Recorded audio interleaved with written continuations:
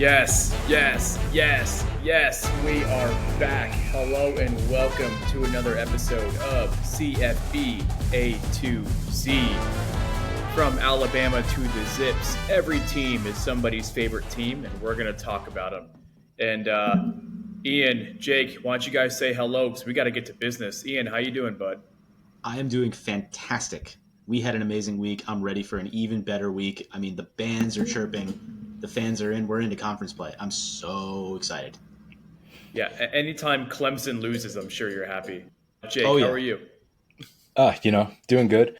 I'm seeing much better quarterback play, much happier with these offenses. They're firing, they're starting at least. We're seeing a lot of guys go. We're seeing a lot of guys step up.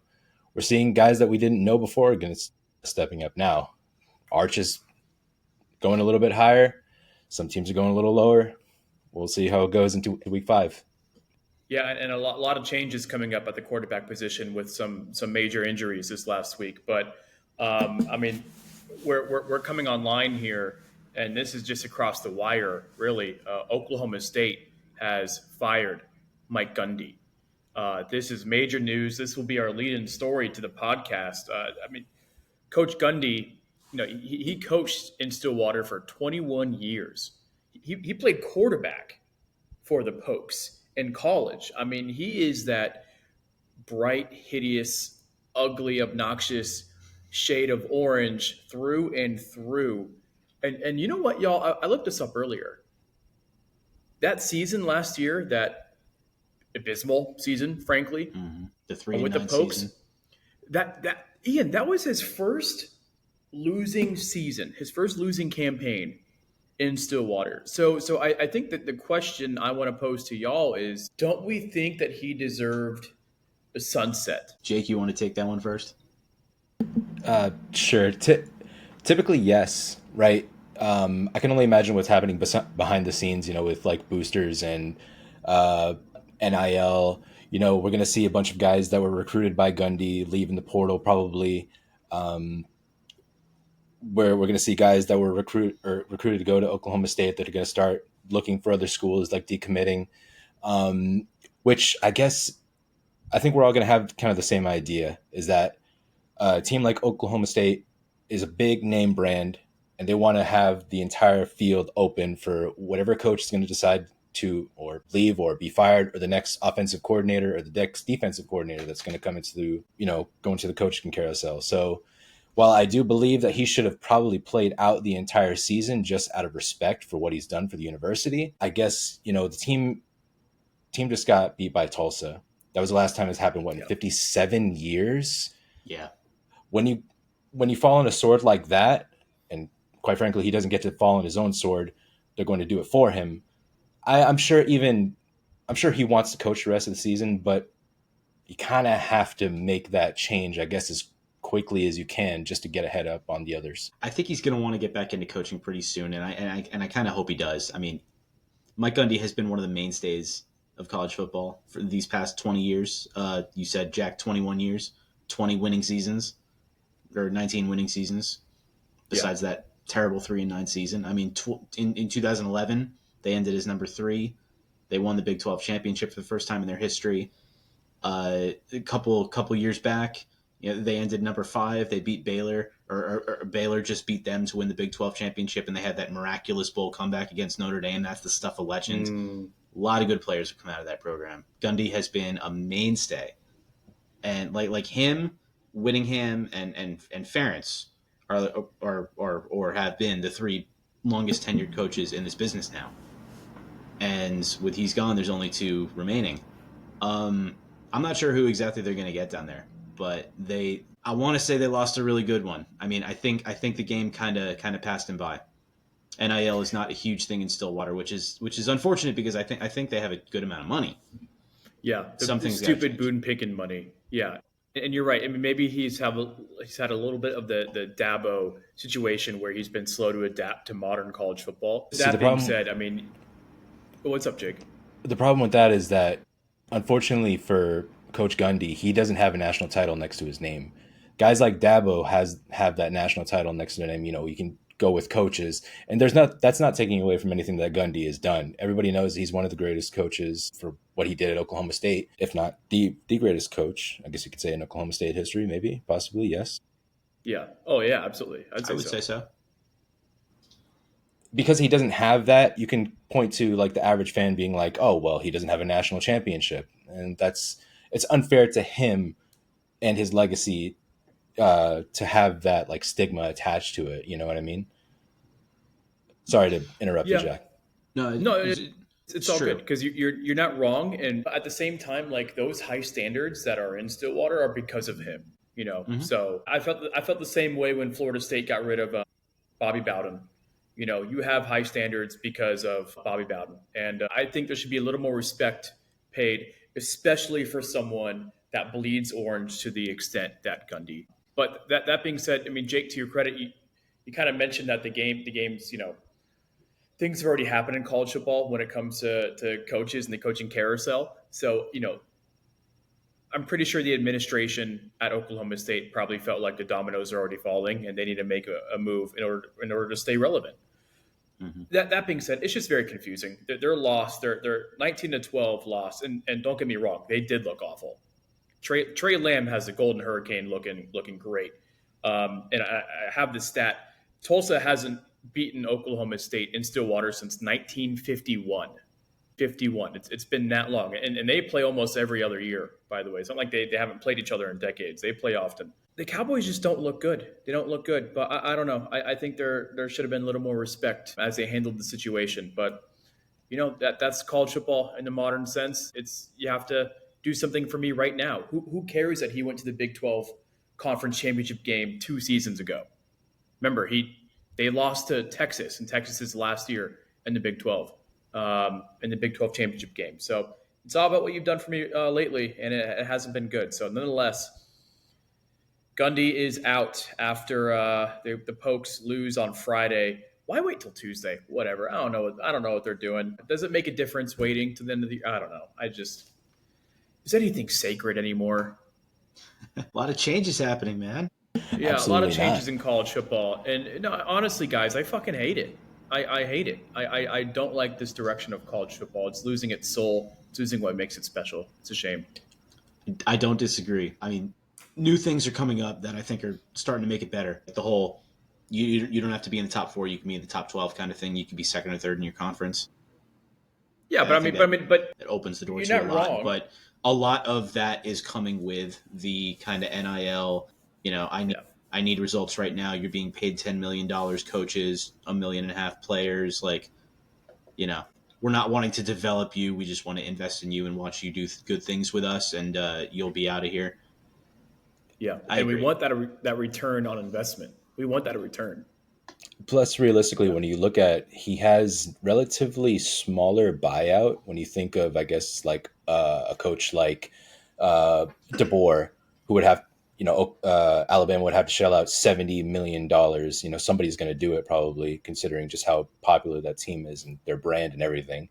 One guy's just going to 70. That's it. Goodbye. He'll drop it. Yeah. Gundy's was, I believe we looked this up. It was 12 million. 15. 15? Okay. And remember, he restructured his contract so the buyout would be cheaper for the university. This offseason, he did that. He saw that the writing was on the wall, and instead of burying his head in the stand, like he has every right to, and say, well, you signed the contract, buy me out, he has so much care for Oklahoma State that he said, yeah, I'll make this a little cheaper for you guys, even though he didn't have to do that. I wouldn't have done that. And he's a man. He's 40. He's over 40 now. But Coach Gundy, we're gonna. Years ago. Unbelievable. Yeah. So another legend of our game gone. Definitely hope he returns to college ball. He says he wants to coach. There's a statement that was out there saying he wants to keep coaching. So who knows? There's going to be a lot of dominoes falling quite soon in college ball. So let's talk about week 4. I mean, obviously this is the main story, but there was a lot of great games last week. Something that stands out to me real quick, guys, not too far away from Stillwater, Oklahoma. You have Arkansas, and on the border of Arkansas, you have Memphis. And I tell you what, man, those Razorbacks went to the American Conference.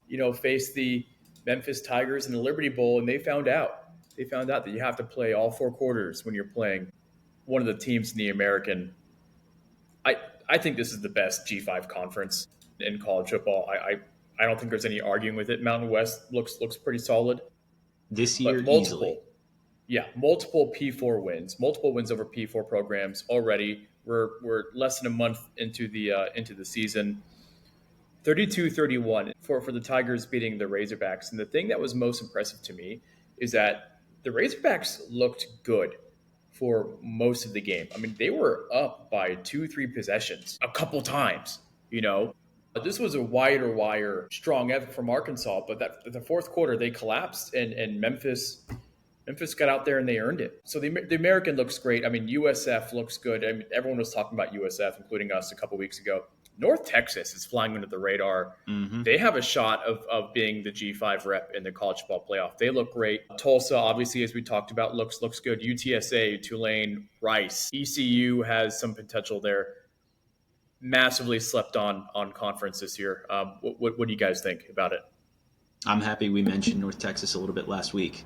I wanted to talk about their huge win. They beat Army in overtime. They have a couple conference wins. They might be the representative. I think they look really good. I mean, Boise is in the Mountain West. James Madison is in the Sun Belt. The MAC doesn't really have a representative right now. And the Americans got so many. Lost. Toledo, I'm sorry to interrupt you, but Toledo just lost to Western Michigan. They absolutely collapsed, and that was the MAC's, I think, their one chance. I don't see Ohio. I know you guys love Navarro, the quarterback for the Bobcats at Ohio U, but so there goes the MAC. So you're absolutely right. I mean, I don't see James Madison. I mean, hey, I'll tell you what, Old Dominion looks good. Old Dominion does look good. Old Dominion looks good. The Sun Belt is fair play, absolutely. Texas State doesn't look bad. Georgia Southern, maybe they win this week. It's do or die time for Helton. Yeah, that's for sure. The Sun Belt likes to compete with the American, and some years it can, but I don't think this is one of those years. No, It's very top heavy right now. Just going back to coaching really quick, you think that considering some of these teams in the G5 doing as well as they are, you see like somebody like a Texas State, and we talk about North Texas. You look at Eric Morris could be one of those coaches that jump into the next step for that Oklahoma State job. That's just completely out of nowhere, really, that I'm thinking about. But, I was just thinking about like the potential coaching carousel. We know these guys are going to go from P4 up to G5 up to P4. But yeah, I would say that right now teams like, Navy, North Texas, they're dominating the American right now. So we'll see how far I'm not sold. I'm not sold on Navy, man. I'm sorry, Jake. I'm not sold on Navy. I have to throw it in there. That's fine. I'm not sold on their offense. I'm not. It can only really be so. How long you can really keep that type of offense going, especially against good teams. And I think when Navy hits a wall, we'll see. Like down the stretch, they play Notre Dame and USF and Memphis and Army. That even North Texas is going to be the second half of the season is much harder than the first. So I don't really see that their style of offense, heavy rushing attack. We'll see. Yeah, that's the thing with option offenses. If you go down, it's really hard to come back. Even though Army did it and forced overtime against North Texas, they were down 21-0, changed quarterbacks. Phenomenal story. But Jake, real quick, before we move on, I want to mention, because we talked about coaching and we talked about the American Conference. We're talking about Morris at North Texas, Golish at USF, Memphis, Silverfield. Hennigan? I mean, we did. No. Yeah, I mean, Silverfield. No, Silverfield at Memphis. Texas State. Trailer at UTSA. Yeah. Well, DJ Kinney at Texas State. But the thing is, though, like, why don't we just let these G5 teams just enjoy their season before we say these coaches are gone? These coaches are leaving you. Your best players leaving you. The three of us, we experienced this personally at FAU with Lane Kiffin, right? I mean, every single week there is a new team, and like blowing up the FAU message boards and Twitter and Instagram saying Lane Kiffin's coming here. Just let these fans enjoy being in the hunt for a playoff spot. Because I tell you what, that's better than what Oklahoma State's doing right now. They Yeah, deserve I it. Let them mean, enjoy it. it's not that like I don't disagree with you, but I just that eventually a team like an Oklahoma Yeah, State, like a Virginia Tech, is going to poach one of these guys because they're the next sexy head coach that's going to come through the ranks. And I want the fans. We enjoyed two fantastic 9-3 seasons with bowl wins, bowl dominating wins, and conference championships, and that was amazing under Lane Kiffin. And I believe me, those were the best years of watching Motor kill people on the ground in a high-powered Lane Kiffin offense with the Driscoll. But we know that the writing is on the wall. These guys are looking for big paydays. These guys are looking for $12 million deals every single year, or somewhere between 3 and 5 that a G5 can't offer these guys. And like that's the rating. The writing is just on the wall. Somebody for like Eric Morris is such a young coach right now, moving up to the ranks. Like he's going to want the money. You know what I mean? He's going to want to jump to an Oklahoma State, especially if North Texas doesn't match that offer. But like, believe me, I want them to enjoy it. I want the smaller schools. I don't like saying smaller schools because it's not really true. The smaller programs, put them in air quotes. brands even. Yeah. Brands, yeah. They're going to get poached. And, it's just part of the game, unfortunately. You know what, Coach? Go ahead, Ian. I was just going to say, I kind of take the news as it comes. If and when it happens, it happens. You got to enjoy the journey. I love watching the up-and-comers. I mean, Kinney's doing great work. Signetti did great work at JMU before he went to Indiana. We'll talk about him in a little bit. Oh, we will. Let's dive in. I mean, that's what I was gonna segue into that. One coach I hope doesn't leave. It'll be Signetti in Bloomington, because IU. I mean, Jesus Christ, 60. Well, no, I'm sorry, 63. Right, 63-10 over the alumni, and Memorial Stadium there at IU was. God, it was rocking. What a great place to play ball. Ian, I know you were locked into this game. Oh, yeah. You didn't see this coming, right? None of us did. Come on. I said last week that if Indiana wants to beat this Bielema defense, they're going to have to throw it deep and spread the field. And I guess we called it. Thought it would be a lot closer. They just smoked them. I had this written in our notes. I want to say it. I want to make sure everybody hears it to plant the seeds in all your heads. Curt Signetti continues to be the best coaching hire of the decade. Perhaps the greatest executive change in the U.S. this century, including presidents and CEOs. Just the immediacy of the success. Indiana's a top 5 team in my rankings this week. They're going to go out soon. Like I said, offense-wise, we called it 100%. Executed to near perfection. Mendoza, who I think is a Heisman candidate now, he had a 95% accuracy, 21 of 23, threw for 5 touchdowns. It's a joke. I think Elijah Surratt and Omar Cooper are the Jalen Polk and Roma Dunze of this year. Back in 22 or 23 when Penix was dropping bombs and they were just like insane, just automatic. They've been playing for multiple years. They got something going on there. It's a really, really good connection. Mendoza looks like a grown man, like placing the ball, reading the defenses. Jake was telling me, he was giving me some technical advice. I mean, our quarterback whisperer over here. Yeah. The running game wasn't that bad either. Just a total rout. I guess sack adjusted numbers. Illinois got held to 2 rushing yards the whole game. 7 3-and-outs, punt return for a touchdown, interception. Altmaier did throw for 1 touchdown. He got sacked 7 times. Just absolutely Unreal. Not what you expect from a Bielema defense. You expect a little fight, and they did show a little fight, but just a total rout. Indiana looks a lot better than they did last year, and last year I think they were the number 3 team in the country. Yeah, I don't even know how to continue that. Even Signetti was able to bring up something out of Curtis Rourke last year, and you had Indiana, in one of the top spots in college football last year for a time. He's just Fernando Mendoza coming over has been like a godsend. I mean, like this is why if you look at any like the draft mock boards, he is squarely in the top 5 in the next upcoming NFL draft. He's just making throws that no other quarterback in college football is doing right now. He understands, as I was telling Ian, he's understanding leverages. He's looking off safeties. He's hitting seam routes in the middle of the field to EJ Williams, their number 3 receiver, perfect passes in the middle of the field in the back of the end zone. Like, you don't see this from every other quarterback right now. And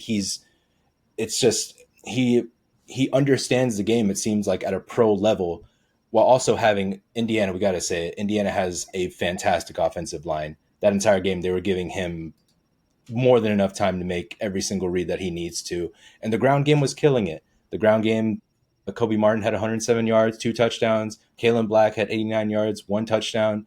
Even number 3, Roman Hemby, had 65 yards. Like, I don't know how far this Indiana team can go, but they're squarely at the top. They're going to be in the top 10. They kicked the ever loving what out of this Brent Bielema defense. And Luke Altmaier looked like just another guy. And honestly, I'm surprised that this happened, considering how high we were on Altmaier going into the season. Pocket passer. We knew the run game was suspect. Really, it was almost like a one-dimensional offense. So it really showed its face. And like, what was it? Go ahead. I was going to agree with you. Illinois got exposed, man. Yeah. 1 for 10 on third down. Oh wow! Everyone's been talking about this Brett Bielema defense, and the alumni defense looked great. I mean, they made Duke look silly at times, and then I think we're all pretty high on Duke, actually. But as Signetti said, we broke their will. The alumni are broken after this, and just seeing what they did to that stout defense is the most impressive thing to me. So, speaking of defenses, Jake, I know you want to lock in on this one. Quite the game on prime time in Miami Gardens as the Florida Gators. I'll tell you what, that first drive the first drive that Miami had, you're thinking, oh my God, UF's about to get blown out here. They weathered the storm, no pun intended, and they made somewhat of a game of it. But for me, I mean, that Miami defense looks pretty good, and that UF offense looks pretty bad. But what are your comments on the Hurricanes' 26-7 win over the Gators? This game was such a slog. I can't even say that Florida even made it a game. Miami continues to show like they're just I kind of have to say it. They're the best team in college football right now, both defensively. Carson Beck has really been better than everybody expected. They have a great run game with Mark Fletcher toting the rock. They had 184 yards on the ground. They dominated time of possession. Really, 1 turnover. The Beck had 1 turnover, 1 interception. But God, I got to talk about this Florida offense. This offense it's terrible. It's terrible. I don't know what happened recruiting wise with Napier when he was looking out for offensive linemen, because DJ Lagway has absolutely no time to do anything. Their run game didn't work. They had 80 yards on the ground. Half of it was Lagway. The other half was Baugh. But put it this way. We just talked about how Indiana was 1 for 10, 1 for 11 on third down. Florida, Illinois. Sorry. The Gator team did not convert a single third down this entire game. They were 0 for 13. I don't think I've ever actually seen that before.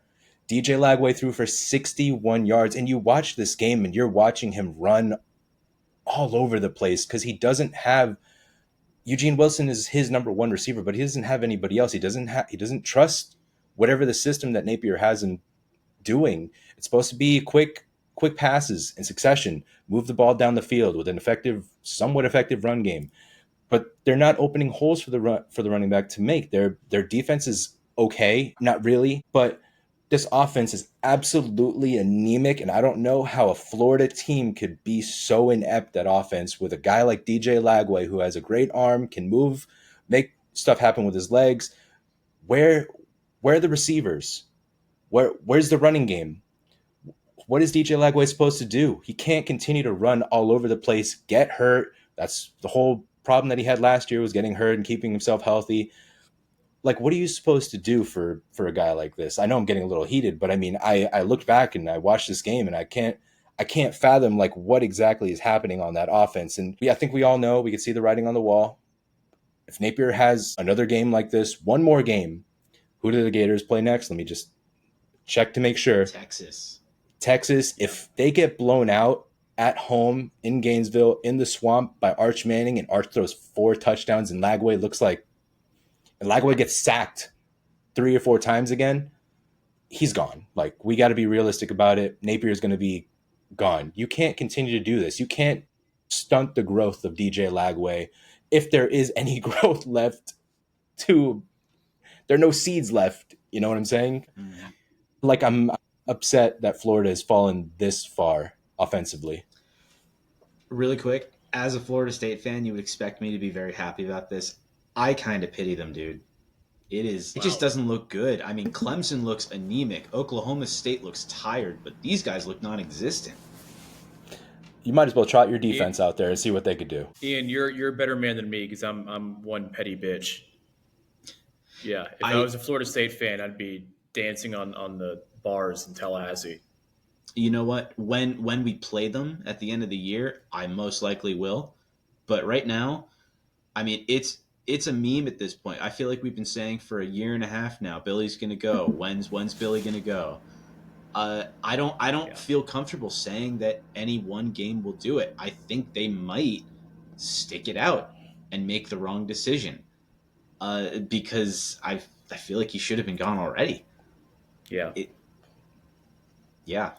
I don't really know what to say. I mean, the Florida job is an interesting job because they've cycled through so many guys: McElwain, Mullen, Will, Muschamp. Oh my God, Muschamp! How could we forget? Jiminy Christmas. Yeah, I know. Hilarious years, but so many. None have lasted more than like 6 years. Most have been gone after 2 or 3. You get the sense that it's just a very, weird job, and you need to do immediately like urban level, like really well. They have a very high standard of themselves, and maybe they don't deserve that standard anymore. And it's tough shoes to fill, is I guess what I'm trying to say. So who knows who they'll get? But Mullen had one losing season. And that's the one he got fired in. Back-to-back 10-win seasons. 1 8-win season. Like, this is what you go to. If I was a fan, a booster, anything, I would have sacked Napier last year. But why would he be happy with this? Why is he still coaching? I'm not giving him the rest of the year. This isn't Gundy. This isn't a guy that has all these roots, 20 plus years of success. Like, I'm done. You can't kill a quarterback this way. Yeah, and that's the thing. Lagway looks awful. I don't think he looks good. And when he's running for his life. He should have been shut down during the offseason. They should have. I think they were thinking about doing some surgery or something. I don't exactly remember the situation regarding his injury, but he looks like he's playing at 75% at best. Tough times. I mean, Napier could be the next coach to go. You guys are absolutely right about that. Let's move on. I want to talk about Oklahoma Auburn. What a game that was. I mean, that's how we started the slate. The Sooners with a 24-17 win over Auburn, and Jackson Arnold, former Oklahoma Sooner quarterback himself, is still looking good, albeit in a losing effort. But guys, I'm curious, does this game have an asterisk on it? Because Auburn certainly got screwed on a good amount of calls, including one in which the SEC formally apologized for the referees incorrectly awarding the Sooners a touchdown when it should have been a penalty for unsportsmanlike conduct. If you don't remember, an Oklahoma receiver acted like he was leaving the field, and right before he got to the sideline, he turned and got in position on the line of scrimmage. Auburn never noticed. Mateer dropped back, and it was a bomb straight to the end zone. Should it be a rule? That's another debate. I mean, just freaking pay attention. But that being said, it is a rule. It should have been covered, and the conference had to apologize for it. So, I mean, do we blame Auburn for this loss? Do we crown Oklahoma as the new favorites in the SEC? What do we do here? Especially, guys, I'm sorry, especially with Mateer's hurt. We didn't mention that. Mateer's hurt. He's being shut down for 4 weeks, next 4 weeks, including the Red River rivalry against Texas. He'll be missing the next 4 weeks because of hand surgery. So I just don't know what direction What should we take from this game here, guys? I think that both teams are really good. That's the main takeaway that I'm taking away. As to whether it was a convincing win or whether it should be a win at all, I mean, kind of like Tennessee, Georgia last week, I don't demote or promote either team for this. Oklahoma, I think, is still better than Auburn and probably would have won the game had butterfly effect happened and things gone a little differently. But Auburn is still pretty good. They're getting votes in the AP. Jackson Arnold looks a lot better, a lot more comfortable than he did last year. Tier's going to be back, and he's not going to miss too much. Yes, he's missing Red River, but this week they have Kent State, and next week they have a bye. So as far as times to be injured, if not last week, this week is okay. And he did play the game, so hopefully it's not that bad. He completed. Yep. I'm still going to rock with him as my Heisman bet until proven otherwise. Oh, But, I mean, yeah, my takeaway is both teams played really well. both teams Everybody wins. look better than I expected them to. I was quite low on both the Sooners and War Damn Eagle going into the year. I think they both look like top 25 teams. Jake, do you have any takeaways from Oklahoma Auburn? I mean, nobody's going to be happy about this, but if you listen, I feel like I can hear somewhere Jackson Arnold being sacked. I'm not entirely sure, but that when you end the game with 3 straight sacks, one of them for a safety, I mean, it's unfair to him considering, their position on the field, but it might be happening right now. Hopefully he's up for it. But they sacked him a record 9 times, which I'm a Jets fan. I should know. I should see. I would have seen 9 times at some point in my entire life. But again, it's one of those things where he did play well for the most part. Mateer, he's not my Heisman favorite right now, and he's definitely going to fall off just because he's going to miss these games. Right now, I'm just high on Mendoza, but it was a complete game really from both teams. Both teams played well. Auburn, with the way that they have a passing attack and rushing attack, less than a rushing attack, but Arnold kind of like makes up for it with his legs. Not this time, but they dominate the time possession. Neither team was really that great on third down. We love Mateer because he's a gunslinger. He'll throw the ball up. It was a good game. It was a good game to the end, and Great game. I would say that Auburn will fall just a little bit. Oklahoma's not going to get. I don't think Oklahoma's going to get too much because it wasn't like a dominating performance. It was defensively. Offensively, though, not as much, and especially with Mateer being gone out for. We don't really know if he's out for Red River. I don't think he's out for the next 3 to 4 weeks, but you never know with these guys. We'll see. Thankfully, there's no IR in college football. But yeah, I mean, I still feel like both teams will be firmly planted somewhere in the college football playoff. Both teams are great. Yeah. Venable's job has been saved. His defense has been they've just been great, actually. And this is what he needed. He needed a quarterback to get him over the hump. And yeah, Mateer is that guy. Regarding Mateer and his injury and his Heisman hopes, I think if he doesn't play Red River, I think it's a huge loss because a Heisman is made with big performances in big games. There are not many games in the sport than the Red River rivalry. That safety, I'm not mad. Okay, as someone that is Auburn adjacent, they're in my top 5 of the teams that I like the most. Programs, that safety helped me cover. Happy about that one. Moneyed Any interests eating into the game. Yeah, it does. Yeah, because I did not have a good week. One game where I did not do well, and Ian, I know you want to talk about this. Texas Tech. They look dang good over Utah. I knew I should have went the other way. The Utes are phony. I mean, it's the same. It's been this way since Cam Rising. They're phony, and I'm sick of it. And Texas Tech looks legit. I mean, they went to a tough place to play. Yeah, it was 10 a.m. in Salt Lake City during kickoff, but they didn't care. Tough place to play, tough environment, and they got out there with a it looked like a comfortable win. Honestly, what's your take on the game? Basically the same as you. I think it's so funny. Big noon kickoff live from Salt Lake City. It's 10 a.m. People tailgating since 5. The players must have had to get up at 4:30. It was quiet early on in the game, I would say. Relative to the second half of the game, it was much more subdued. A lot of penalties in the first half of the game on both sides, but especially on Texas Tech. They settled in the second half. One of them did. Utah's defense, we've heard a lot about it. I guess just like we were talking about Bielema earlier, they didn't really show up today. They tried. I don't think they're phony. I think their season's in front of them. They have a lot of work to do. Dampier got exposed, absolutely, as a quarterback. Yeah. Shorter guy. I kind of want to compare him to Kyler Murray, but he's got to play a lot better if he's going to get compared to Kyler Murray. Texas Tech is deep.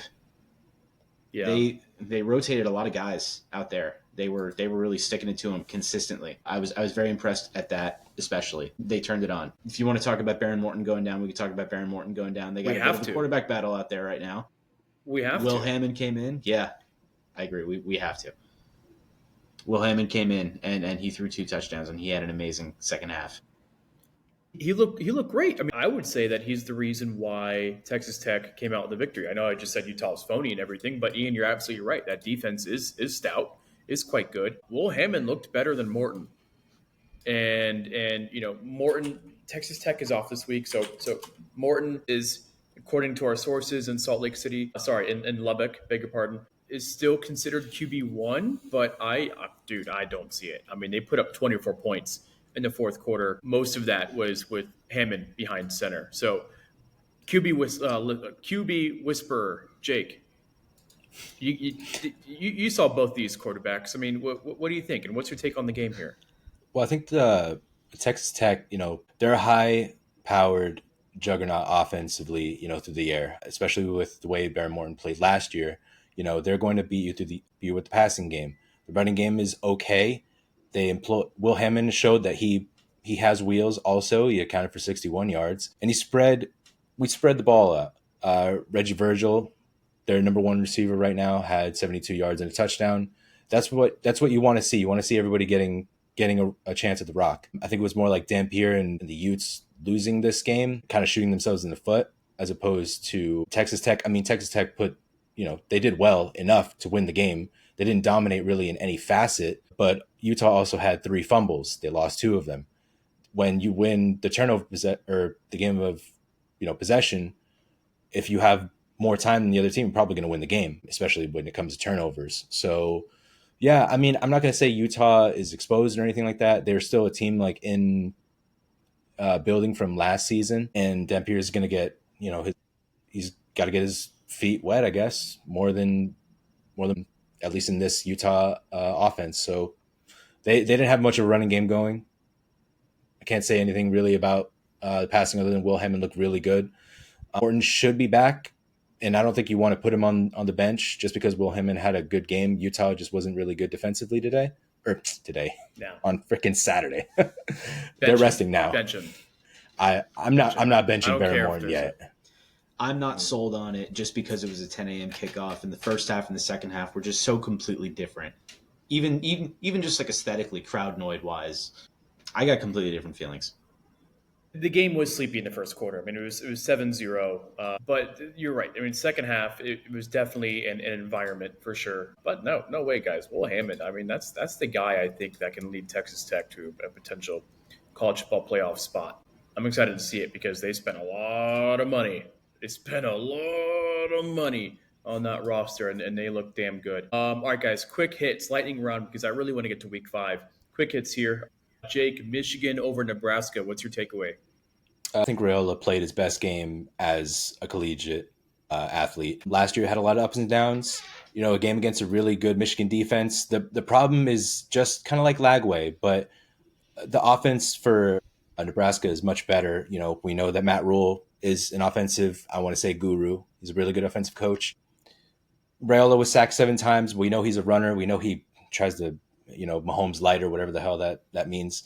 308 yards, 3 touchdowns. He had 1 bad pick off of kind of like a what is it called? Like a screen that the tight end, I think, just got mixed up with the receiver. And it wasn't a great throw, but, it wasn't like terrible. Michigan just dominated them on the ground with Justice Hayes and Jordan Marshall. And that's pretty much what masked, like a Bryce Underwood underperforming type of game, but he's a rookie or a freshman, Yeah, playing in a very hostile environment there in Lincoln. The final score there was a 3-point game, I want to say. Yeah, 30 for Michigan, 27 for Nebraska.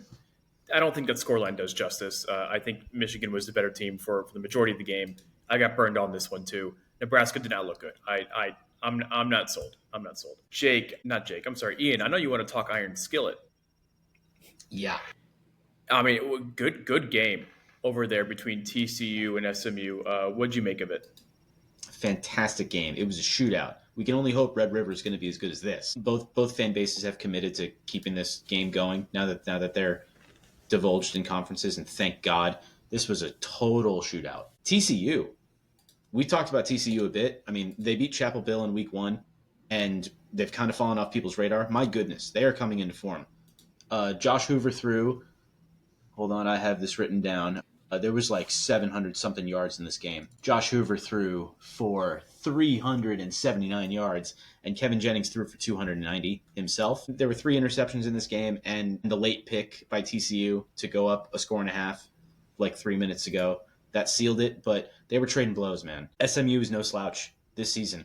They may not be better than they were last year, but their toughest games going forward are Miami and Louisville. Their whole season's in front of them. And TCU might not lose a game the next 4 games. They look good. They've got like Colorado, Baylor, and a couple other teams before they play Iowa State. They might be 7-0. They might not lose a game this year. They look really good. People should talk about TCU. Yeah, we're talking about Heisman's. Hoover is one of my sleeper Heisman picks. So I'm excited that the fans, both TCU and SMU and Fort Worth and Dallas, are excited about this rivalry. But it needs to be said that this is going to be the last Iron Skillet for the foreseeable future. Fans are committed to this, but the programs need to be committed. There are some changes that happened after SMU moved to the ACC, and it sucks because we were given an absolute treat this last weekend. So hopefully they continue the game, but for now in the foreseeable future, the Iron Skillet will be in Fort Worth with the Horned Frogs. Riff Ram. Speaking of the Horned Frogs, Bazoo. What a funny little chant. Look up the TCU Riff Ram Razoo chant on YouTube if you don't know it. Arizona State over Baylor. This is quite the game. I mean, speaking of Big 12, Jake, what are your 2 cents on the Sun Devils here?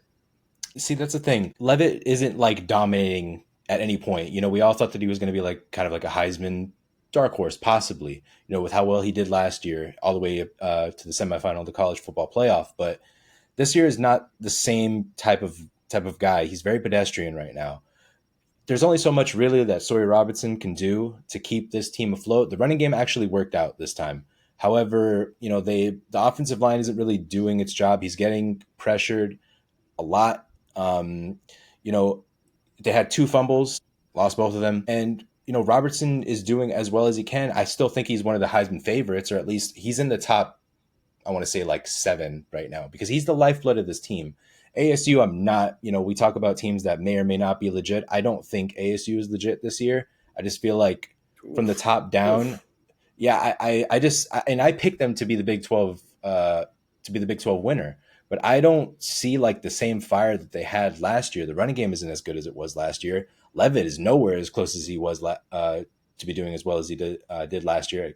And they're just better teams right now than I think ASU. I mean, TCU, I think can beat them.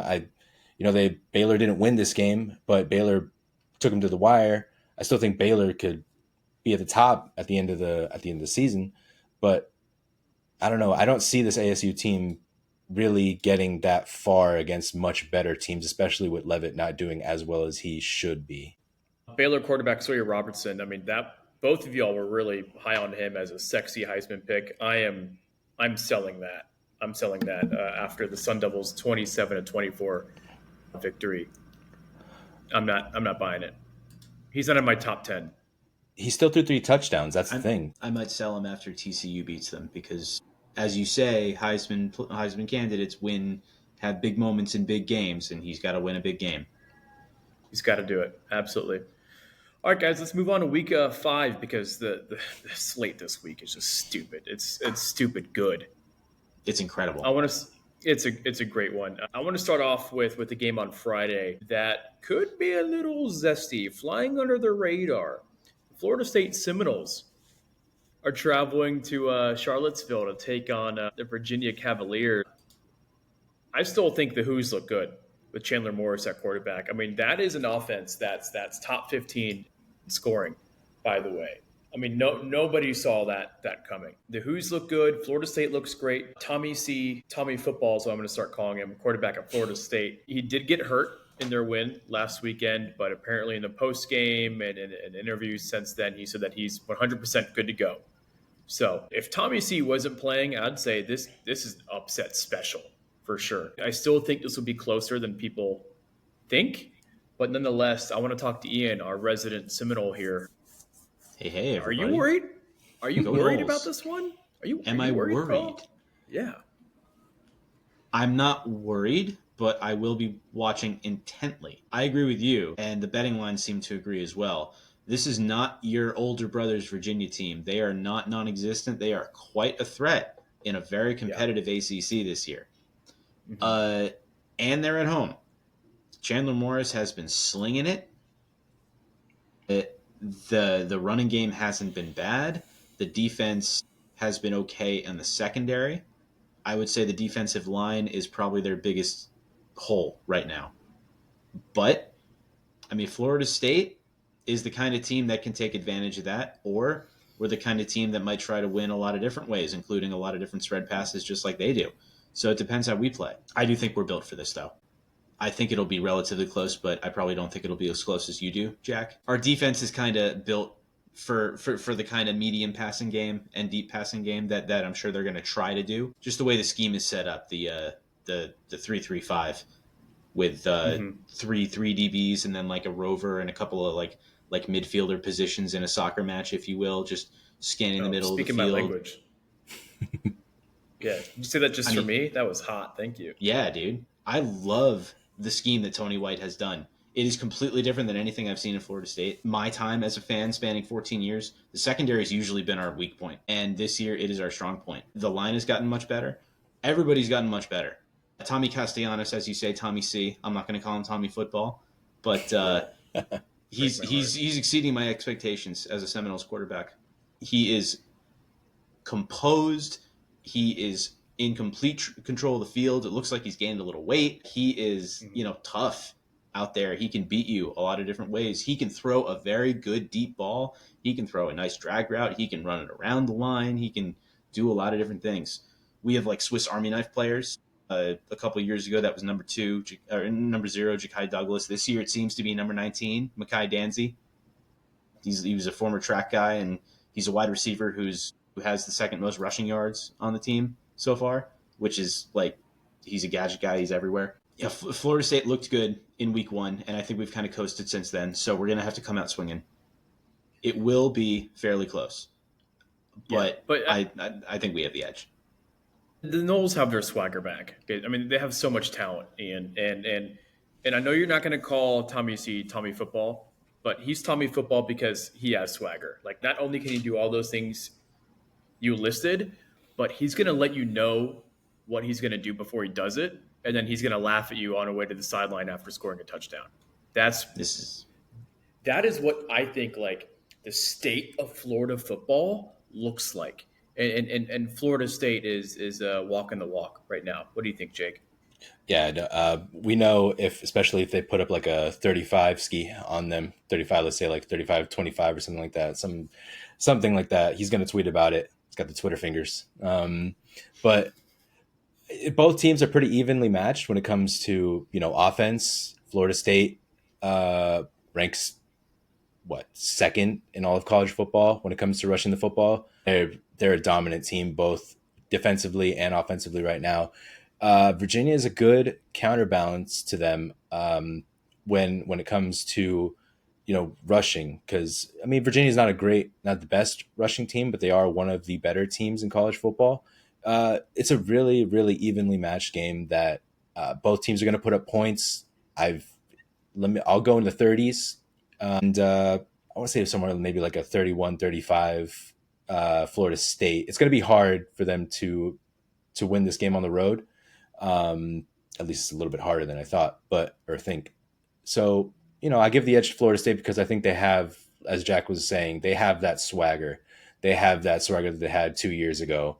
It feels like this team has righted the ship both defensively and on offense for sure. Now that their offense has playmakers that can roll. I will very quickly speak for the Florida State faithful here as your representative in this podcast. I am not ready to say that the swagger is back. You two have both said it.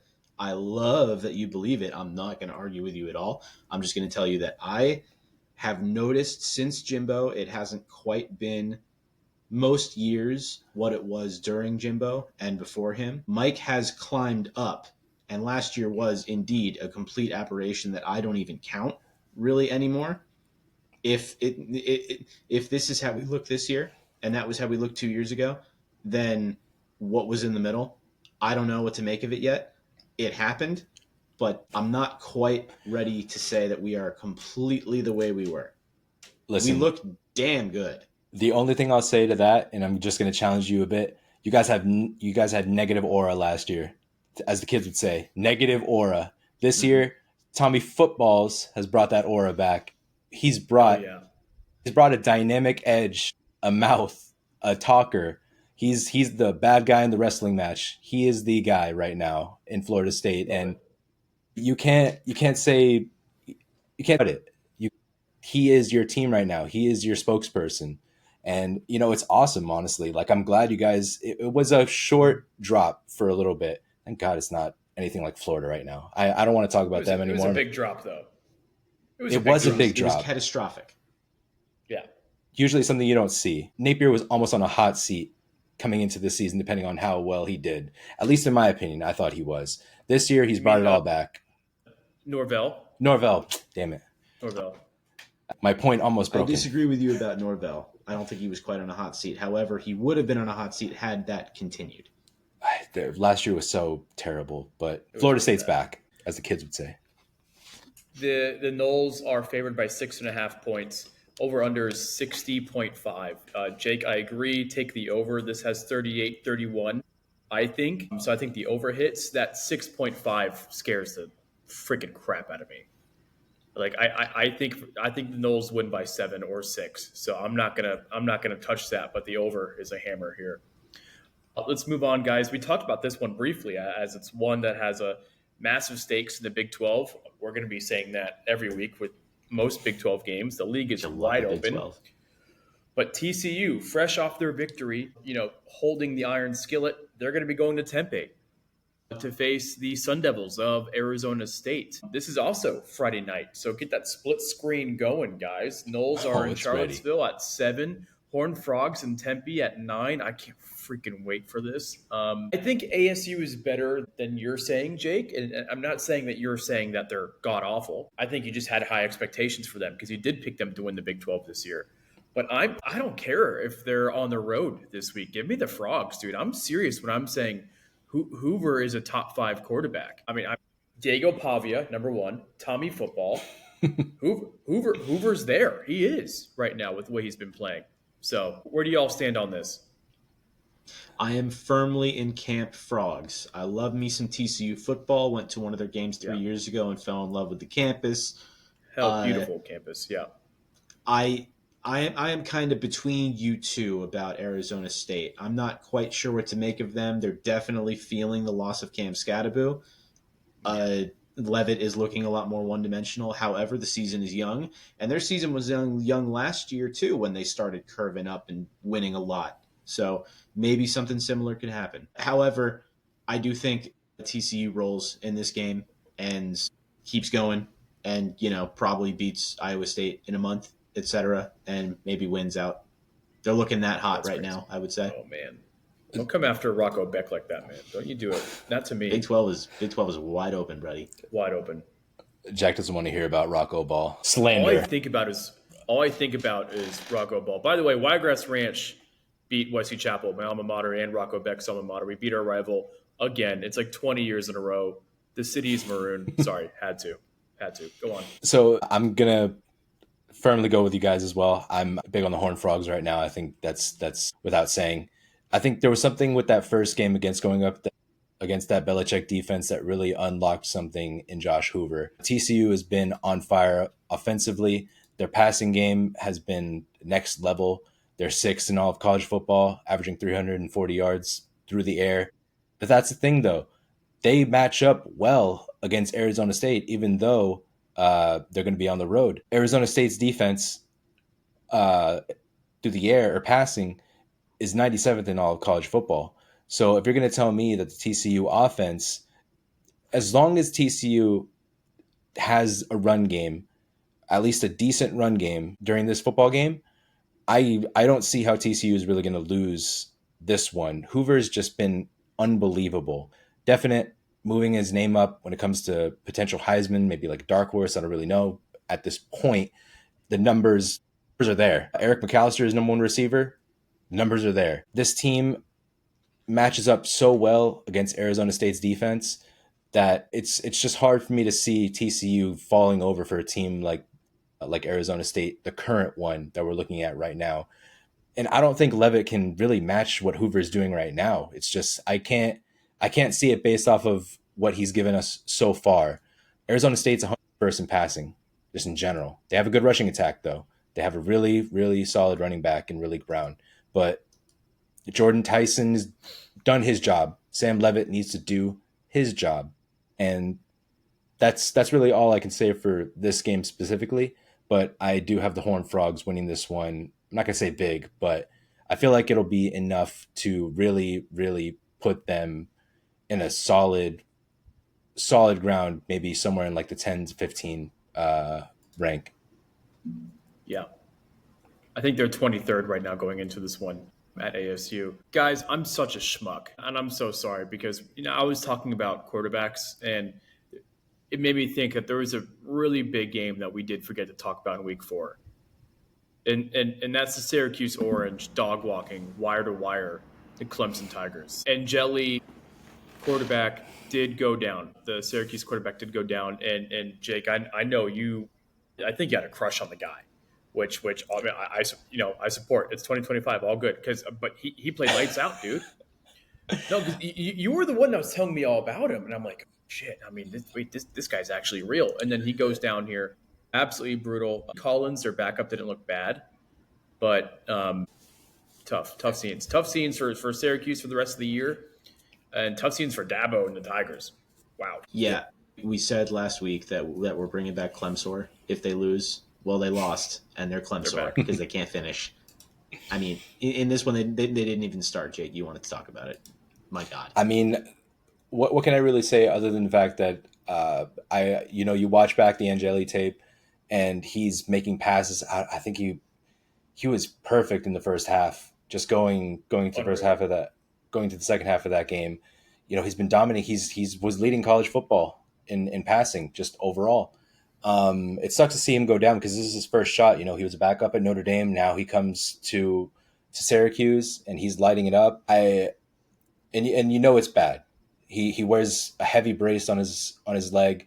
As soon as you saw his leg buckle, he's done. After the game, you saw him and Fran Brown. They embraced, and you knew that something was wrong. You knew it wasn't going to be just like, oh, it's a couple of weeks. He sprained a knee. No, he's had history of knee issues, and unfortunately for him, it had to happen in probably the best game of his life, or at least the biggest game of his life, against a really, really fallen off Clemson defense. But still, it's Clemson. You're beating Clemson. You're putting your name on the map. And it just sucks. It sucks to see these quarterbacks that are going down. It's unfortunate to see it happen. Well, if there's one coach right now that I believe can right the ship, it's Fran Brown. I think with Fran and Dabo, I see two coaches going in complete opposite directions because Fran Brown, he didn't put his chips on the table. He put his balls on the table. After Syracuse scores a touchdown on the first drive, they immediately go for a sneaky onside kick and recover the ball. Dabo is over here talking about how he doesn't want to get players from the transfer portal. Fran Brown is putting his nuts square on the table and saying, I'm going to beat you in your house in the fake Death Valley, and you're going to take notes. I'll bring my second-string quarterback in. I don't care. I'm going to keep throwing down the field even after a 2-hour rain delay. Who cares? I don't know. That just came to my mind. Two coaches going in opposite directions. But Angeli, that's tough. That's awful to see. I'm sorry. I'm smiling. I'm beaming over here because of Clemson. I'm so happy that they're Clemson again. Yes. I got to get used to saying it. But yeah, terrible start. I don't think they're going to get rid of Dabo this year. But man, doesn't look good. Depends on how bad it gets, man. Yeah, I got to say real quick, you're not going to get rid of Dabo. Dabo's not going anywhere. He's too prolific a coach. He's brought you multiple national championships. He's not going anywhere. He's gonna put his nuts in the transfer portal and he's gonna grab a bunch of guys. Clemson next year is gonna be, because the defense is still good. That's the thing. The defense is still good. They're not like They didn't look good. They they're didn't look not good top. last week. I'm sorry. I wish Here's the the thing. offense was able to match. Klubnik has been nowhere near as what he used to be. Here's the thing. Has not hit expectations. Klubnik has not been what billed as advertised. But the thing about the defense is, if you're a one-dimensional team like Michigan, for example, Michigan can beat you on defense, but they can also beat you by running it down your throat. Wisconsin used to be the same way. A bunch of programs are like that. You can't just rely on your defense, because your defense can't get you there all the time. And if you have no counterpunch, then what are you doing? You got to be able to I'm dominate happy the you time mentioned possession. Yeah. Clemson used to be a lot more dominant as a complementary team. When they're really good, they're a very complementary team. And if the defense can drop 2 games, and then eventually that goes to 3, and eventually that goes to 4, people's patience is going to start to wear thin with Dabo if he doesn't rapidly do something. We've been wanting him to get in the transfer portal for a long time. I still don't think he's going to do it. It's I think he's too stubborn. Yeah. Ian, thanks for mentioning Wisconsin, by the way, because Luke Fickell has got to go. Got to go. That's the next one, because they look like a dumpster fire. Maryland dominated them last week. Let's go back to week 5 here, guys, real quick, because this is the game of the week. College game day will be there. Yes, that's right. Happy Valley. Penn State will be hosting the Oregon Ducks. Isn't it very interesting that this is the game of the week and not Bama, Georgia? Yeah, I mean, is that because times are changing, or is that because Penn State is the most overrated team in the country? I said it, dude. I'm not buying. It's not even a hot How many take. times have they done this? I need them to win a big game at least once. It hasn't happened, and I'm not sold on that. It's supposed to be a new offensive scheme. It sucks. It's so bad. Oregon is not scared of a bunch of loud noises that's going to be happening in Happy Valley. Give me the Ducks here, guys. Ducks roll. Seriously. I don't think this is a game. But yeah, Alabama, Georgia is going to be a good one in, but come on. This is Big Ten, media conglomerate, overhype everywhere. Oregon big, dude. I do think Oregon is going to win. I'm not so sure it's going to be so big. Dante Moore honestly has yet to impress me as a quarterback. I thought like 2 weeks ago, as they were dismantling Oklahoma State, that this was as good as it was going to be. And the week after that, I don't think it was much better. I've said a couple times, this game has to be a show me game for this guy. He needs to come in and do great things for us to be convinced that he deserves his spot on the leaderboard or whatever. This has got to be Dante Moore's game. If they put up 45, then I will be convinced. I think they might do it. I think Penn State might put up 20. I could see 45-20 as a real blowout kind of score. I'm very happy that the whiteout is finally getting the recognition that it deserved last year when it was just a streaming at noon, whatever. But you're right, this is kind of lopsided. I'm not sure it's as lopsided as you think it's going to be, but it's pretty lopsided this year. Penn State is Jake. I have them as like 13 in my rankings. That's how overrated I think they are. Jake, before you chime in, I just want to say, Ian, you can't say that you need to see more from Dante Moore when Drew Aller is right there looking dog water week in and week out. You can't say you need to see more from this guy than keep giving this guy a pass over and over again. When Aller gets hyped more than Arch Manning. I am beyond wanting to see something from Drew Aller. I expect nothing from Drew Aller. I mean, 20 points. I think it will be good at home in a whiteout for him. I kind of agree with you. I think they're a good team. I think he's a good quarterback, but I have seen nothing of that spark into greatness that we have seen from a lot of other quarterbacks this season, or last season, or the season before, if we're going to go there. This Oregon defense is going to eat him for lunch. Yeah, I think, you guys pretty much said what I was going to allude to. We have not seen the Drew Aller that has been in the top 10 of these college football NFL draft rankings. You see the big guy, big arm, 6'5", has no mobility whatsoever. And then you look at Dante Moore, who's kind of like the new sexy pick coming up. Dante Moore is lighting it up, averaging 263 yards a game. He has 11 touchdowns in the season, 1 pick. These are the games that Coach Franklin really, I don't want to say anything like that, but he doesn't produce in big games. And that's kind of like been the MO for him his entire time at Penn State. He doesn't win the big one. Oregon knocked out Penn State last year in the college football playoff. You would think that Penn State would have a little bit more fire going into this game, considering what happened last year. But there's nothing the Nittany Lions that are doing that like is scaring anybody. Aller, we have yet to see Aller face an actual, a good defense. We haven't seen him really do anything this season. Even against somebody like FIU, he didn't put up numbers that made you go, "Wow, this guy is a Heisman favorite. This guy could take Penn State to the college football playoff and win a national championship." No, it's really been at the behest, in spite of him, as opposed to, he doesn't have really like a number one. He doesn't have the Tyler Warren anymore. He doesn't have that safety outlet to just dink and dunk over.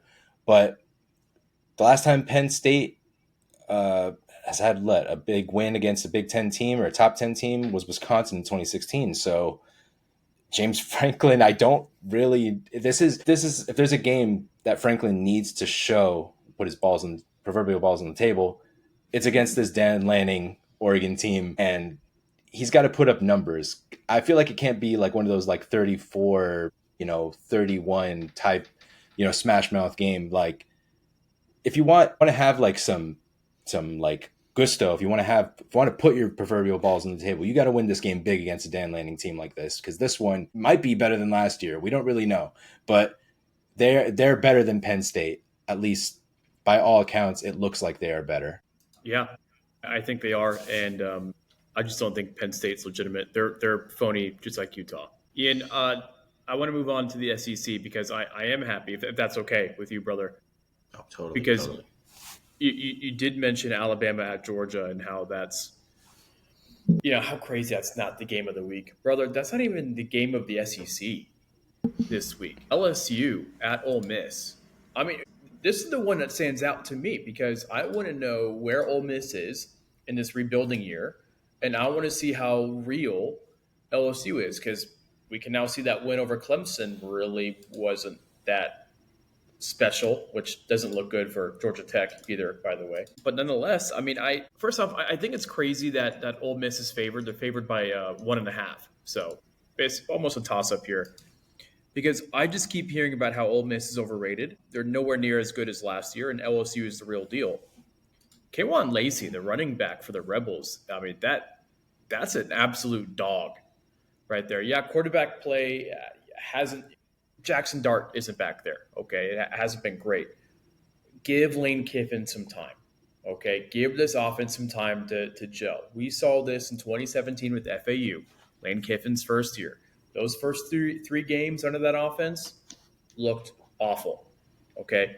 Give it some time. Believe in Lane. Lane is a top 5 coach, I think, in my opinion, for a reason. Give me the Rebels. Good, Ian. Go ahead. I was going to say, I actually disagree with a lot of people's view on LSU. People are saying that this is the best LSU team in a while. This is Brian Kelly's best team. I hear some people saying they have an all-star defense. It's gotten so much better. Garrett Nussmeier is finally settling in at quarterback. I need to see more, personally.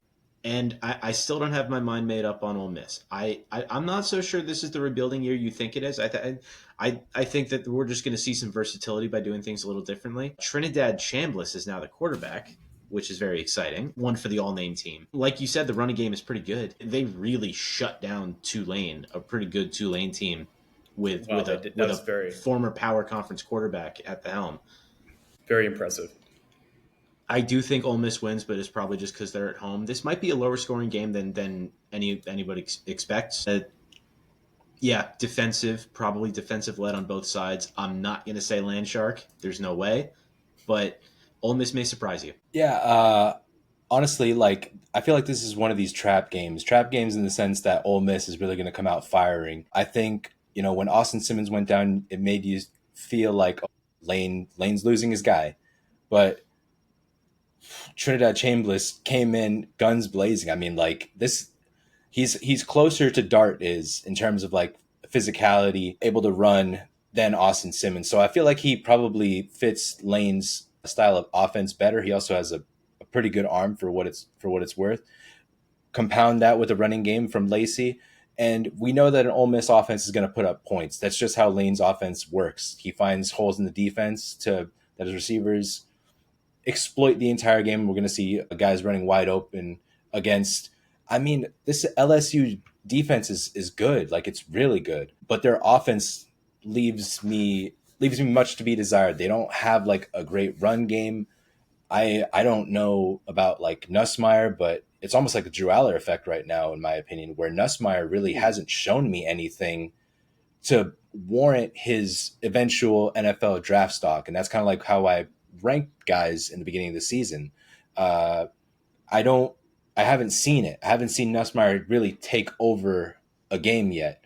And that's what I'm waiting for. A game like this against Ole Miss will do that. But it's really up to whether Nussmeier gets going, whether this defense holds a very explosive, dynamic Ole Miss offense, and that's going to be the story. Can Lane scheme enough to where he's able to defeat LSU through the air and on the ground? I guess just offensively and offensive in general. And can LSU match that explosive offense? LSU is going to have to put up 30 plus points to win this game. And I feel like that should be a given. I feel like Lane is going to be able to put up those points. And that's the difference between the two. Can LSU match offensively what Ole Miss is going to bring to the table? And I don't really think that they will. This LSU passing game just doesn't leave me confident in the overall team to go with that LSU defense. Yeah, Ole Miss did look really good, dismissing Tulane the way they did. I mean, Tulane was looking to be a favorite for the G5 spot in the college football playoff. Blew them out of the water. Ian, I agree with you. I think the under hits. Over under is 55.5. I think this will actually be a low scoring affair because I'm not too sold, as I mentioned earlier, on the passing attack at Ole Miss. I want to see them do it against a better defense against LSU. 55.5, I think, hits. So interesting here. Let's move on. We're talking about defenses. Jesus Christ. Guys, I want to talk about USC at Illinois. A defense that we thought was good versus a defense that we know is bad. Well, I mean, to be fair to the Trojans, the defense that we knew was bad, their defense has gotten better. Okay, granted, they've played absolutely nobody. Michigan State was a phony undefeated team going into the Coliseum last week. And to be fair to the Spartans, they gave USC a hard time there. But I don't know. Illinois' defense, it's not as bad as we saw last week in Bloomington, right? Because USC hasn't played a real defense at all year. I mean, after Michigan State, seriously, what's the best defense? Missouri State that they've played? No slouch. Yeah, Missouri State's not looking bad in Conference USA, to be fair, but not as good as Delaware. Fellow newbie in FBS, Delaware looks great. Thank you for that win over FIU, by the way. We all know we love that. Does this game intrigue y'all at all? USC going to Champaign to play the alumni? I think it's going to be a big win for USC. Is Illinois' spirit still going to be broken, as Kurt Signetti said earlier in the show? Possibly. They got exposed big time. Bielema is going to have to figure something out here. He's either going to have to double down on what he does, or he's going to have to try to do something different because that did not work. I was talking with my brother, the Duke fan, about this, and we were saying that Duke tried to match Illinois physically, and they did for a lot of the game, but they kind of beat themselves up in the attempt, so it didn't work. Indiana did something totally different and completely blew them out of the water. So you cannot be this one-dimensional. Bielema has been this one-dimensional his entire time there. It's worked a lot of the time. It definitely hasn't worked all the time, but maybe Illinois just wasn't as elite as we thought they were. There's a good chance Altmaier throws for 30 because against inferior defenses, he is pretty good, as we saw. Mm-hmm. But the passing attack from USC, I think, will be too much. Yeah, I agree with Ian. Jordan Mailata or Jaden Mailata, he's a running gunner, and he's done really well this season. They have a really good rushing attack, actually. Their running back, Wyman Jordan, has 443 yards and 3 tutties. So USC just overall has a top 10 defense, like just right now, even though they haven't really beaten anybody significant. But it really all depends, like, can Illinois establish a really good, or at least a consistent running game for this game? Like, if they can't get anything on the ground, you're not going to be able to win the game against anybody, really, if Altmaier is going to drop back 30 plus, because you're just asking him to do everything by himself. And we've talked about this before. When you're telling a quarterback to do everything by himself, I don't know, he's not Superman. He's not going to be able to throw you four to five touchdowns when a team is just playing on their heels on, well, a stout or a good enough passing defense. And that's going to be the key. Can Illinois establish a good running game or a solid running game to help Altmaier? And if they can't, then I agree with Ian. I don't see how Illinois is going to be able to defeat this USC team just based off of offensive alone. I think the home crowd is going to help them. I do, but give me the Trojans. I think that offense is legit. I'm also excited to see them back in the top 25. I think the Trojans, I'm going to hate myself for saying this. I think the Trojans have a sense of aura to them. You know, like college football is just better when he's doing well. When Notre Dame is doing well and really annoying. When Texas is back. The sport is more fun when those brands, when those programs and their obnoxious fan bases are at their peak. So I think they continue, and I think the Illini slide will also continue as well. Let's go into lightning round, guys, because I'm getting pooped over here, and I'm sure our fans are sick of us at this point. A lightning round, real quick. Oh boy, where do we begin? I think we do have to talk about Alabama, Georgia. Anyone have anything to say about this one? Really quickly, Ty Simpson has improved a lot since the week 1 loss to Florida State. Alabama got their swagger back against Wisconsin. Georgia snuck one out against Tennessee.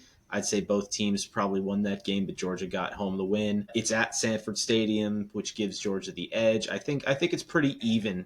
It's probably more even than last year, and it's more even than most people realize. But give me the same score as it was last year, but flip it. Georgia wins. Yeah, last year's game was absolutely electric. Last year's game was electric. Go ahead, Jake.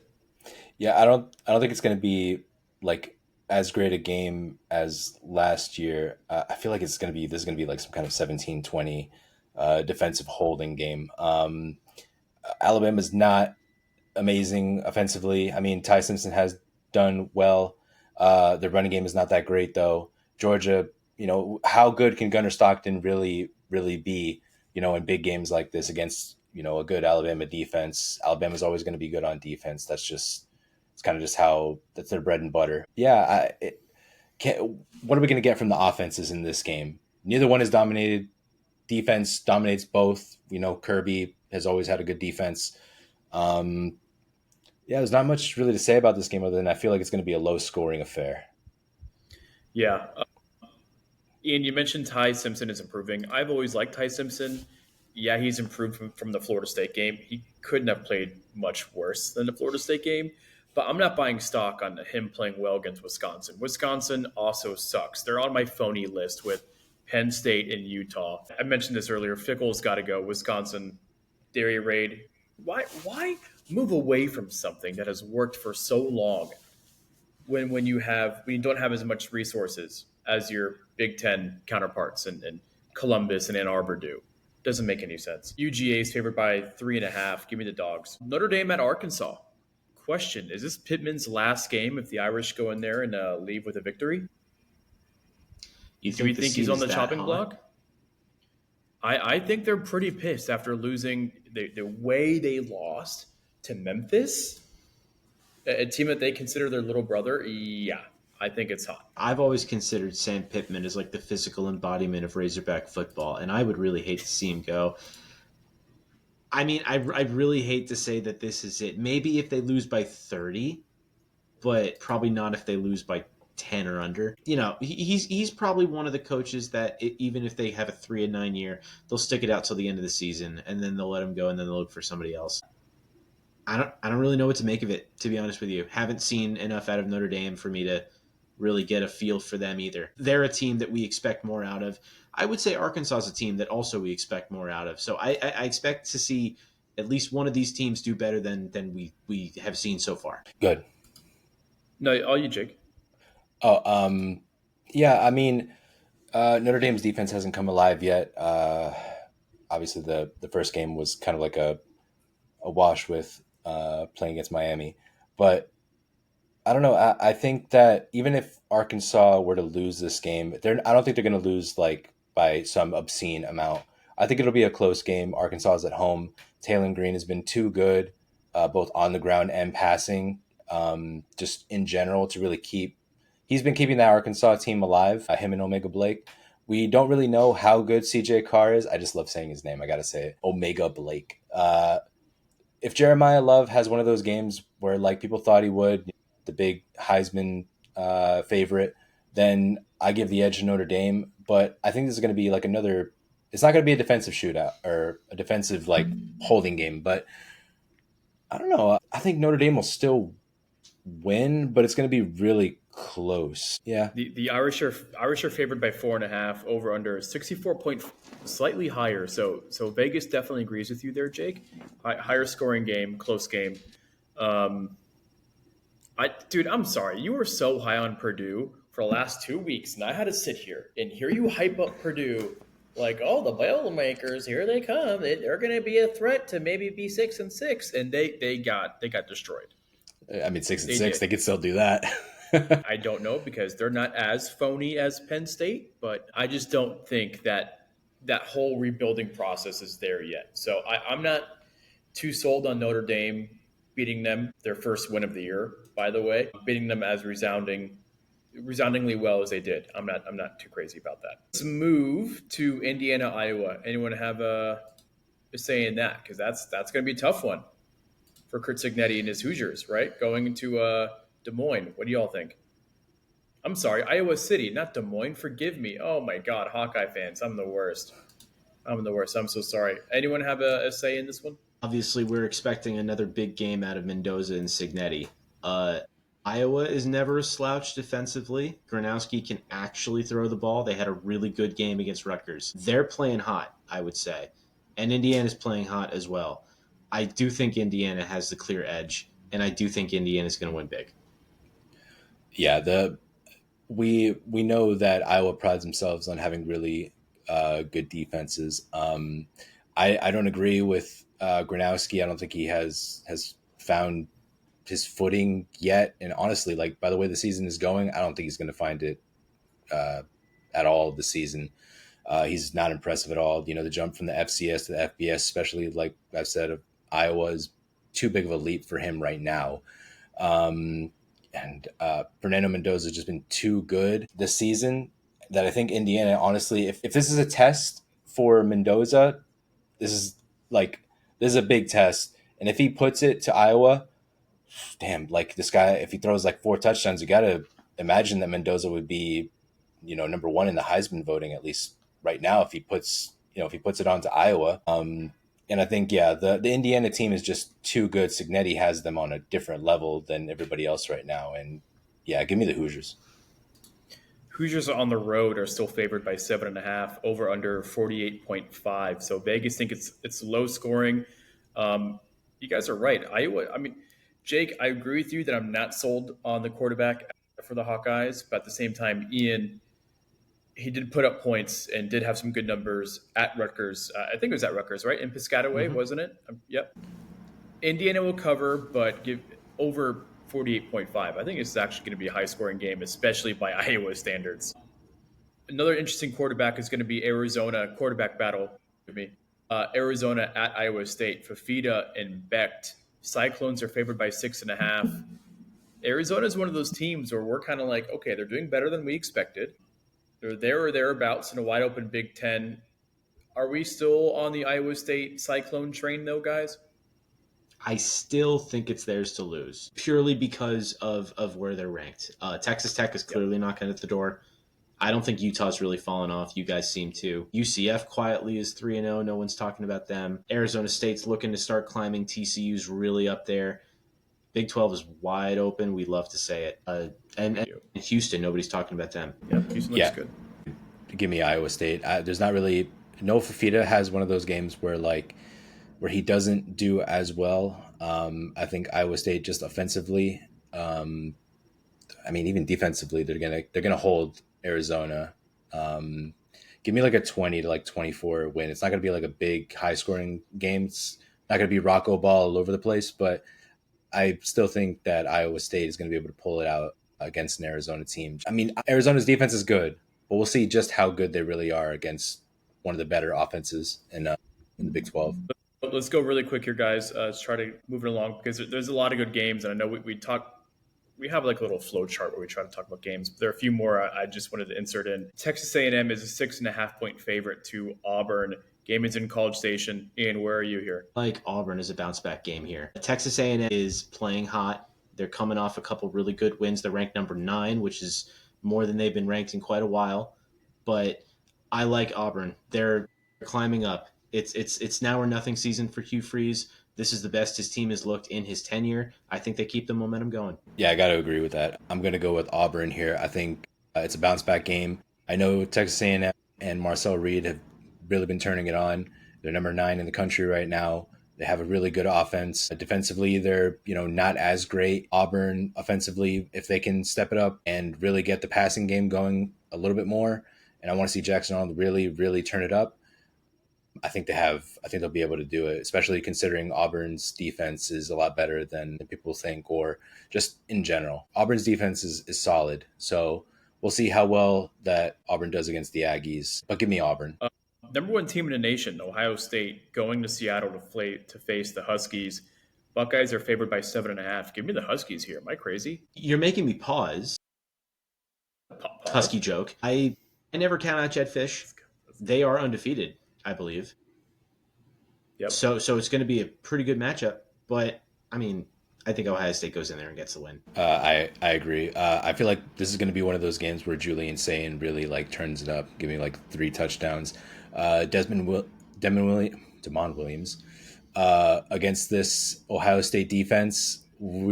That's going to be his biggest test. You know what I mean? He's a young player, so we'll see how well he could do, especially just considering his size. If anybody's similar to Kyler Murray, I feel like it's him. He's a small guy. He's fast, and he was good down the stretch last season. But against an Ohio State defense, yeah, you're in for a really, really tough time, and we'll see. Give me Ohio State. Honestly, give me Ohio State big.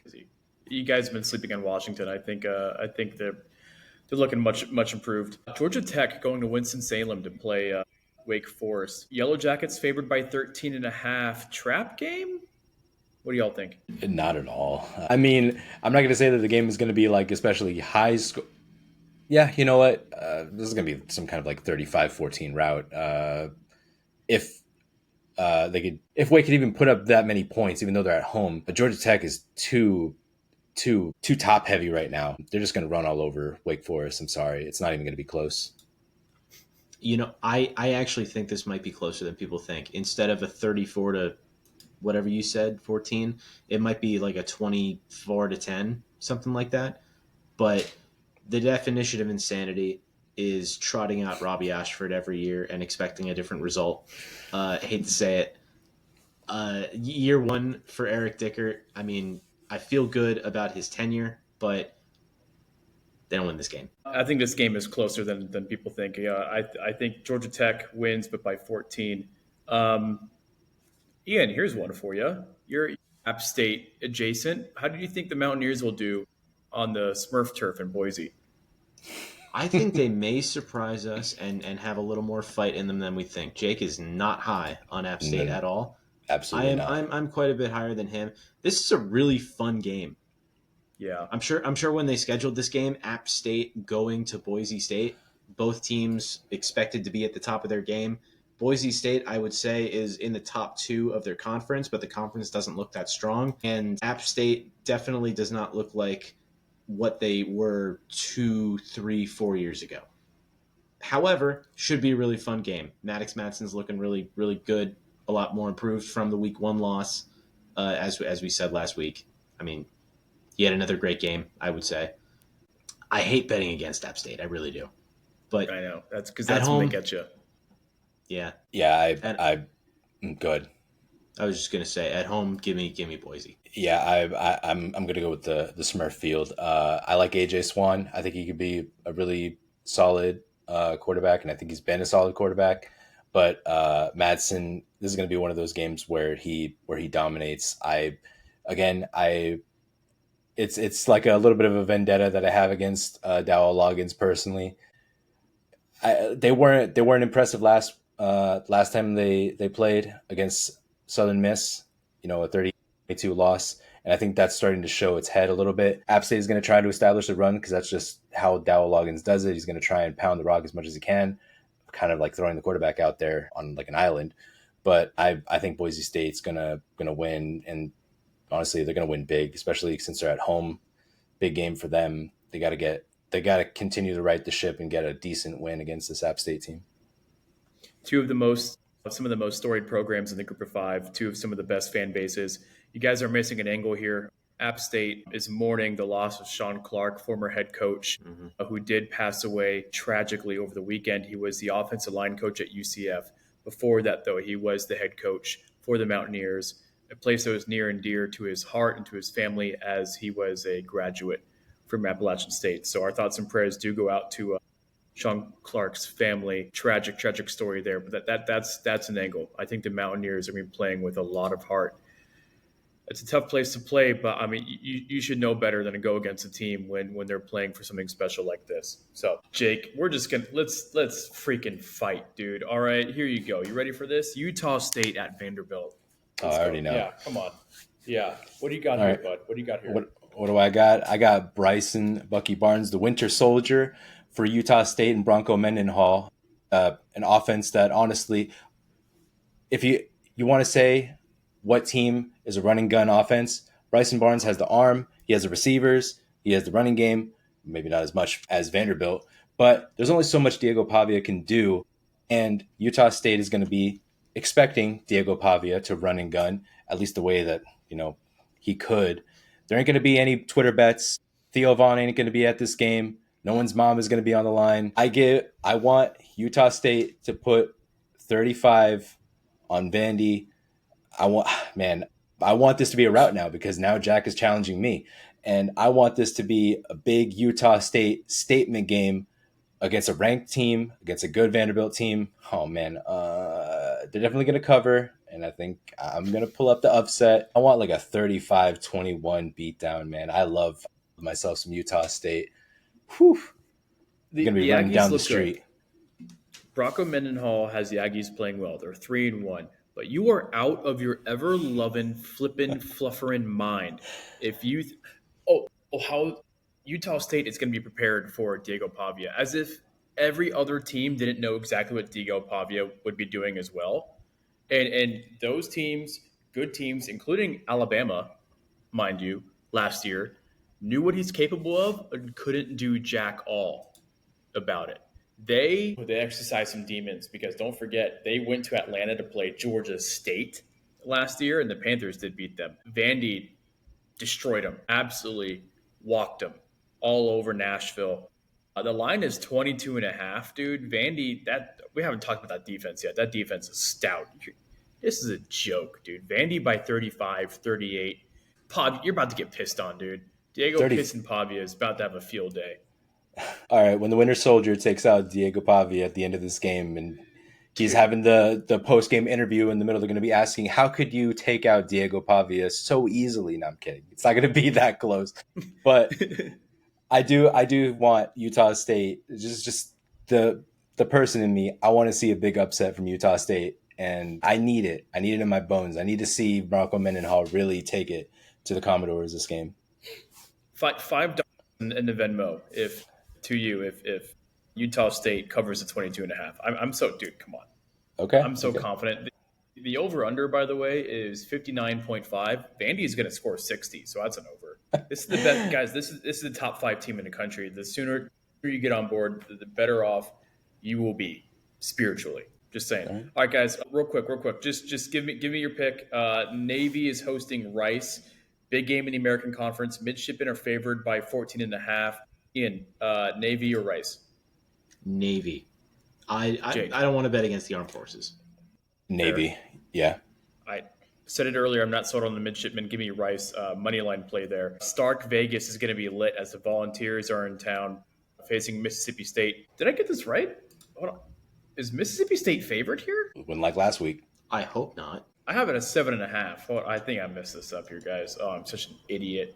I'm pretty sure Tennessee is going to be favored here, 7.5. Where do y'all lean here? Oh, yep. Tennessee. Beg your pardon. Volunteers favored by 7.5. Ian, you taking it? Give me Tennessee. I would take it. I would take the over. Mississippi State's playing a good spirited brand of ball now. Thank God, first in a long time. But Tennessee's playing better. Yeah, Tennessee's the better team. They're not going to back down to a Mississippi State team even on the road. I agree. They've been to Starkville before. They've heard the clang of the cow bells. Unlike Arizona State, this is nothing for them. Tennessee by 10. Yep, let's move on here. UCF is undefeated, guys. I'm sorry to say. We know that North Carolina does not look good, okay, but they did dominate them, which is exactly what a good team should do. If we're crowning TCU, should we start crowning UCF? I don't know. Either way, they're going to the Little Apple. They're going to Manhattan, Kansas to play the Wildcats, who do not look good. Kansas State's favored by 6.5. Wrong team favorite. Give me the Knights. Ian, what about you? I want to say UCF is going to win, but Kansas State at home in clearly wounded animal mode, all but out of the conference. If it's now or never, if not now, not going to happen. So I'm going to take Kansas State here. You're crazy. I'm also going to take Kansas State. They're a wounded animal running, but I like Thor. I like Avery Johnson. I think he's going to be able to. This is a game where he has to step up. UCF hasn't really beaten anybody. I don't know what Chapel Bill is, but he ain't here. He's still in the NFL mentally. It might be like a 17-16, like a really bad one. I can see that, and we all know where Bill is. He's with his girlfriend, doing magazine covers. Yeah, right. Taven Jackson takes over for UCF quarterback position. Scam Fancher, former FAU and Marshall quarterback. His real name's Cam, but it's a scam. He's done for. He's cooked. So UCF has finally moved on. Good for them. A couple really interesting ones in Conference USA, guys. Western Kentucky going to Springfield, Missouri to play the Missouri State Bears. Hilltoppers haven't looked great. It is a wide open Conference USA because, as we've mentioned, Liberty doesn't look as good as they were, nor do the Hilltoppers. Top still favored by 4.5. Are we taking the bait here, or home crowd for Missouri State going to do it? I mean, they almost beat SMU a couple weeks ago. I had this as one of the games Missouri State's going to win, and I still believe that is the case. They are surprising me to the upside. Obviously, not as good as Delaware, but both newcomers are fitting right in this conference. It is clearly the conference for them, and they can both do really well. So give me Missouri State. Give me Western Kentucky, only because Missouri State needs to lock down on their turnovers, especially with Clark throwing 6 interceptions on the year. Maverick McIver. You just love the super college football name for Western Kentucky. I think Western Kentucky is going to beat them through the air, and I'm going to go with them because they're the more experienced team right now. Maverick, high on him. Give me Missouri State, though. Louisiana Tech, that's a team that surprised me. I thought UTEP would win Conference USA. The Bulldogs look really good. Bulldogs are going to El Paso to face the Miners. Did lose last week. Shocked about bad beat there as well. Bulldogs are favored by 4.5. Last time that these two teams will be playing as Conference USA conference mates. Bulldogs? That's where I'm going. Ian, Jake, what about y'all? Bulldogs. Bulldogs bigger than you would expect. Yeah, agreed. Yeah, I'm going Bulldogs. Great. Georgia Southern, I feel like we talk about them. Really, the whole Sunbelt East is just so exciting. But Georgia Southern going to James Madison. This is a tough one. Dukes are favored by 17.5. Can Clay Helton finally get it going for the Eagles? I don't think so. I think it's the Dukes here. Dukes roll. Yeah, I have to say Dukes roll. My number 1 versus my number 2 in the Sunbelt East, but give me my number 1, James Madison. Dude, Old Dominion's right there saying, how could you do this to me? They're actually my number 3. Give me the Monarchs over the Eagles, but Jake, what about you? Yeah, give me the Dukes. Home crowd, rocking. They're not great passing or rushing. They're just an overall solid team. The spread is 17.5. I would imagine Georgia Southern would cover that. Helton will find a way, but I think JMU will take this one pretty handily. Don't forget about the quarterback situation there at JMU with Saluka. Ian, I know you have some thoughts on it. I mean, did you catch their game last week against Liberty? I got the impression that Liberty seems to have really stepped back. Yeah. But, both, I mean, the versatility of James Madison is really what I enjoy. Yeah, between Barnett and Sluka, they have two great quarterbacks there. Okay, let's go and do our betting picks. Jake, I mean, we literally have money on the line for this one, so I think we're squared away. I mean, do you want to double up, dude? I mean, how about this? We should do some side bets. We'll text, but I mean, I'm definitely doing Vandy 22.5. You're picking Utah State 22.5 to cover. Yeah, they'll cover that. They'll cover that pretty easily, in my opinion. All right, I can't wait for that coffee that you're about to pay for me. Ian, where do you lean on your picks this weekend? I'm looking at the last Friday game, and Houston, who we saw get a nice big win last week, is playing Oregon State, who is 0-4. They're going into Corvallis, so it might be tougher than you think. Not really. Houston is favored by 13.5. Give me the over. Houston wins by at least 2 scores. Yeah, Beavs look bad. You'd think the home crowd would be something there, but I'm not too sure. Malik Murphy didn't impress me at Duke, and he's not going to impress me here. He hasn't impressed all year. It's been disappointing because I thought the Beavs would be a lot better in this. But hey, let's not end on a sad note. Let's end on a note where Jake is going to be giving me some free coffee. I can't do this. It's so easy. I'm so sorry. It's so easy. All right, guys. Well, good show. Ran a bit, but I mean, there are so many great games in this upcoming week. So many great games. Some conference battles. I can't wait, boys.